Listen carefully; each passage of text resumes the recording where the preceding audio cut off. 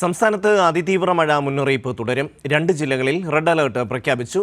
8 ജില്ലകളിൽ ഓറഞ്ച് അലേർട്ടും 4 ജില്ലകളിൽ യെല്ലോ അലേർട്ടും തുടരുകയാണ്.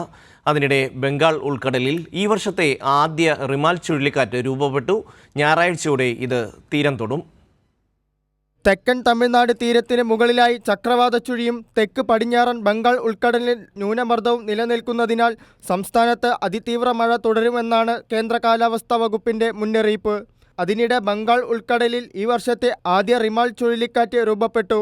ഇത് നിലവിൽ കേരള തീരത്തിന് അകലെയാണെങ്കിലും പശ്ചിമ ബംഗാൾ, ബംഗ്ലാദേശ് തീരത്ത് തീവ്ര ചുഴലിക്കാറ്റായി മാറി ഞായറാഴ്ചയോടെ തീരത്തേക്ക് പ്രവേശിക്കാൻ സാധ്യതയുണ്ടെന്ന് മുന്നറിയിപ്പുണ്ട്.